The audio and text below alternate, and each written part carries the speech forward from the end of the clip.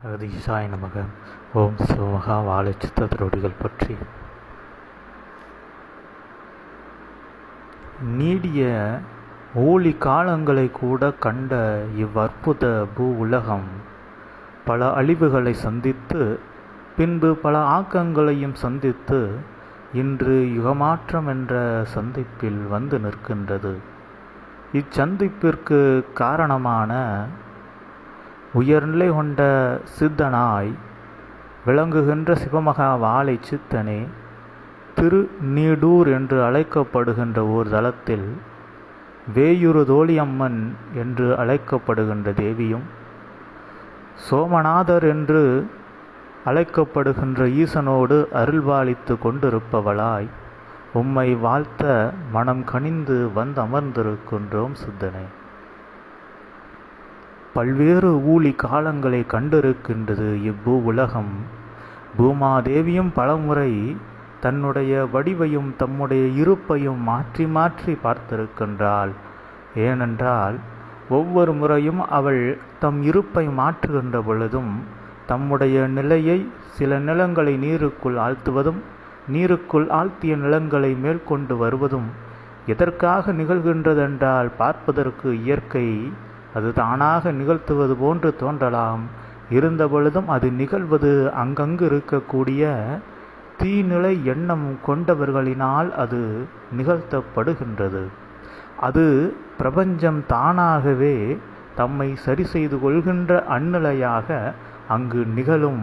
இவ்வாறு பூமாதேவி பலமுறை தம்மை மாற்றி அமைத்து பார்த்தால் மாற்றி மாற்றி பார்த்தும் மாறாத மனிதர்கள் இம்மண்ணுலகினில் இன்றும் நிலைத்திருக்கின்ற நிலைதனை அறிந்து மாற்றுகின்றோம் ஒரு மாற்றம். ஆனால் அம்மாற்றம் மீண்டும் மாறாதவாறு ஒரு மாற்றத்தை மாற்றுகின்றோம்.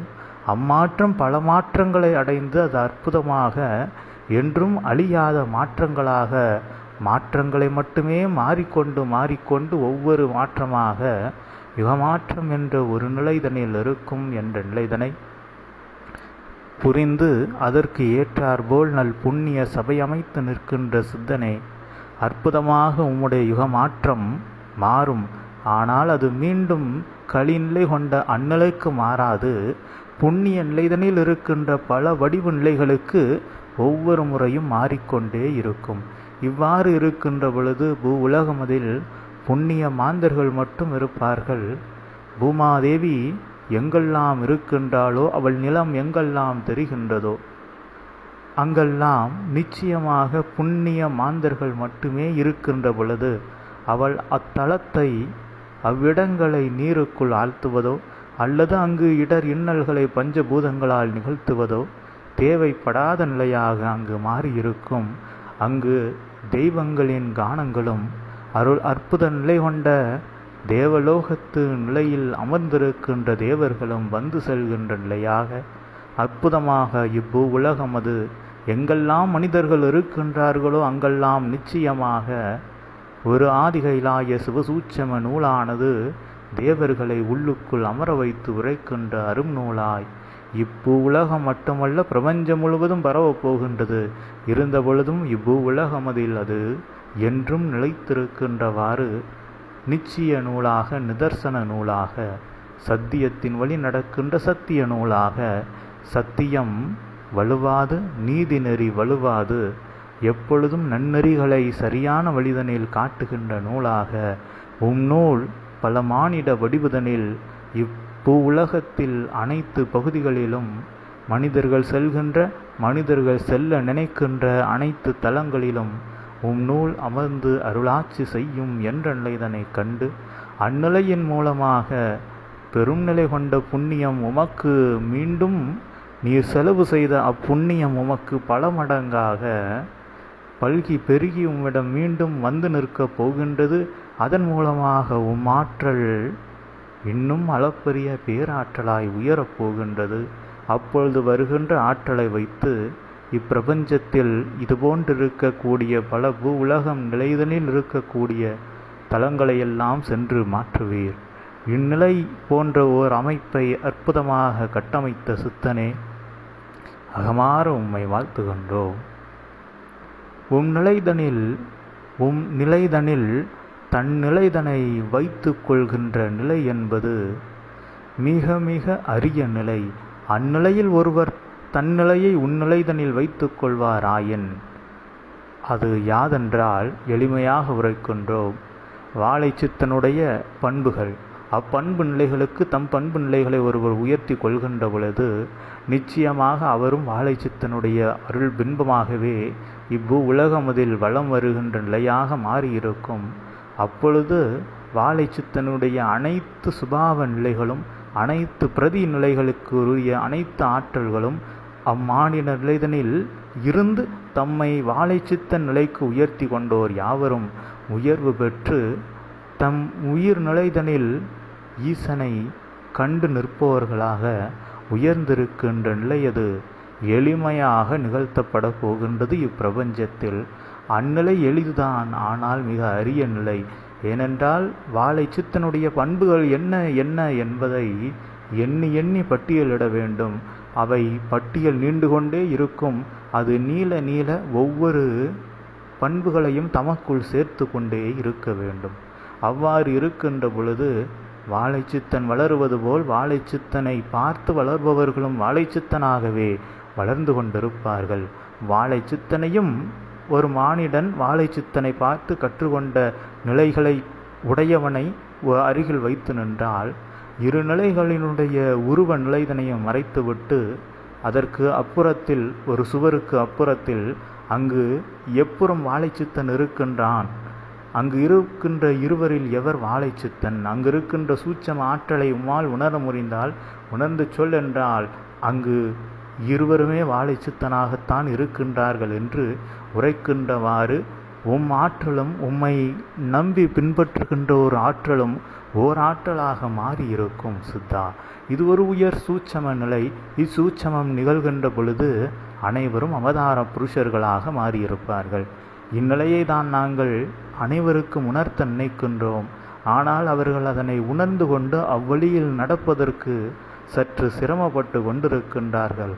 காலம் வருகின்ற பொழுது நிலை எதுவென்பதை உண்மையாக உணர்ந்து நாங்கள் உரைத்த அந்நிலைதனில் இருக்கின்ற உண்மை நிலைதனை உணர்ந்து தாம் எவற்றையெல்லாம் வாழைச்சித்தனிடமிருந்து கற்றுக்கொள்ள வேண்டும், எவற்றையெல்லாம் விட வேண்டும் என்பதையெல்லாம் பார்த்து கற்று உணர்ந்து தேறி தெளிவு நிலை பெற்று உலகமதில் எப்பொழுதும் உயர்நிலை கொண்டவனாக வாழ்கின்ற அந்நிலையும் தம்மை போன்று பலரை உயர்த்துகின்ற நிலையுமாக ஆசானாகவும் மாறியிருக்கின்ற அற்புத நீடூடி காலத்திற்கு அவன் புகழ் வாழைச்சித்தன் என்ற நாமத்தில் உயர்ந்து நிற்கின்றவாறு மாற்றி அமைக்கப்படும், மாற்றி எழுதப்படும். இந்நிலை போன்ற ஒரு நிலை அமைப்புதனை இத்தனை ஆற்றல் கொண்ட ஓர் அமைப்பை தம்மை நாடுகின்றோரையும் தாம் போன்று மாற்றுகின்ற அந்நிலையை செய்கின்ற சித்தனே, இந்நிலையின் மூலமாகத்தான் யுகம் எளிமையாக மாறும். இவ்யுகமாற்றத்தினுடைய இறுதி நிலையும் இதுவே. ஒவ்வொருவரையும் இதுபோன்று வடிவுக்கு மாற்றுவதே இவ்யுகமாற்றத்தினுடைய உச்ச நிலை. அனைவரும் வாழைச்சித்தனாக மாறிவிட்டால் இங்கு கலியன் எவன் இருப்பான்? ஒருவரும் இருக்க மாட்டார்கள். ஆண், பெண், மிருகங்கள், பச்சு, பறவைகள் என பஞ்சபூதங்களில் இருக்கின்ற யாவையும் ஆதிகையிலாய சிவசூட்சம நூல் என்ற வாழைச்சித்தனாக இருக்கின்ற பொழுது இங்கு கலியன் உட்புக வழி உண்டோ என்ற நிலைதனில் அற்புதமாக ஓர் அமைப்பை வைத்திருக்கின்றீர். இவ்வமைப்பு நிலை மூலமாக யுகமது அற்புதமாக மாறப்போகின்றது. அந்நிலையின் மூலமாக பேரானந்தம் இப்பூமாதேவிக்கு கிடைக்கப் போகின்றது, உலக மாந்தர்களுக்கும் கிடைக்கப் போகின்றது.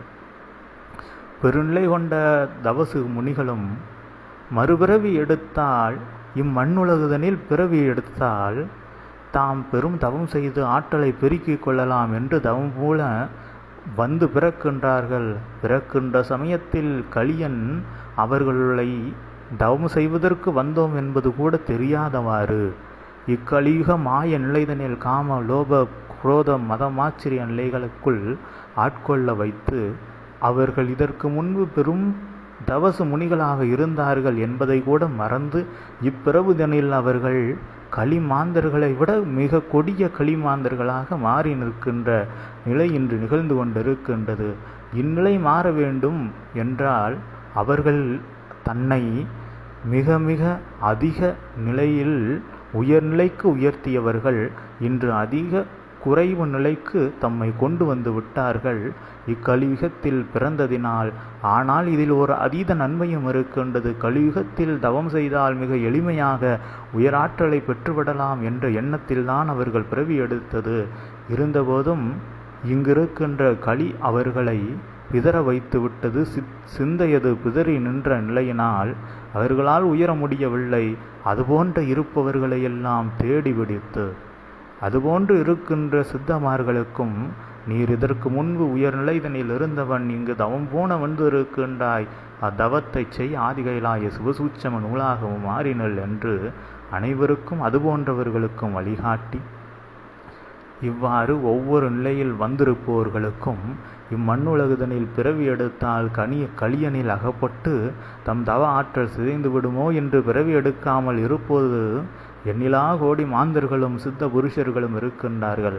அவர்கள் யாவரும் அச்சமின்றி இம்மண்ணுலகுதனில் பிறவி எடுத்து ஆதிகைலாய சிவசூட்சம நூலின் பிரதிகளாகவும் ஓர் காலத்தில் அவர்கள் வாழ்ந்து நின்று அதன் மூலமும் பெரும் தவ புண்ணிய ஆற்றலை பெற்று நின்று சிவகதியை எளிய நிலைதனில் ஒரு சிறு உபாய நிலையின் மூலமாக அடைவதற்கான ஒரு சிறு பணி நிலையாக ஆதிகைலாய சிவசூட்சம நூலை தாங்கி உரைக்கின்ற நிலையாக அந்நிலை பணி அவர்களுக்கு இருக்கும் என்ற நிலைதனை சூட்சமமாய் எடுத்துரைத்து, சித்தனே, சூட்சம நூலில் இருக்கின்ற அவ்வாற்றல் அதனை தாங்குகின்றோரின் ஆன்மாவையும் சிவநிலை கொண்ட ஆற்றலை மிக எளிதாக உட்கிரகிக்கின்றவாறு மாற்றிவிடும்.